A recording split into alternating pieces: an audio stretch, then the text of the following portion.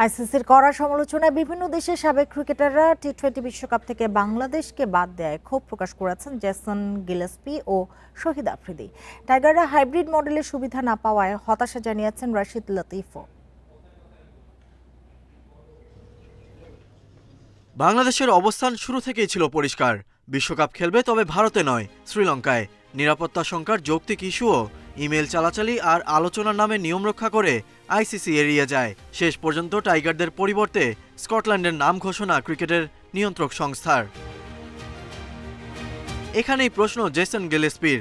সাবেক এই অজি তারকার প্রশ্ন, নিরাপত্তা শঙ্কার কারণে নিরপেক্ষ ভেন্যুতে ম্যাচ আয়োজন নতুন কিছু নয়, তাহলে বাংলাদেশ কেন সেই সুবিধা পাবে না? এক্স পোস্টের মাধ্যমে বাংলাদেশের পাশে গিলেস্পি।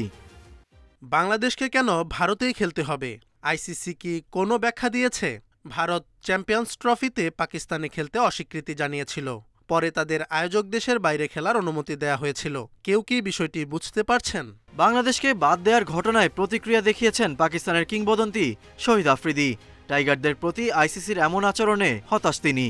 আইসিসির এমন পক্ষপাতিত্ব দেখে খুবই হতাশ আমি। তারা ২০২৫ সালে পাকিস্তানের মাটিতে ভারতের নিরাপত্তা উদ্বেগের বিষয়টি মেনে নিয়েছিল, কিন্তু বাংলাদেশের ক্ষেত্রে একই আবেদন মানতে তাদের কত সমস্যা।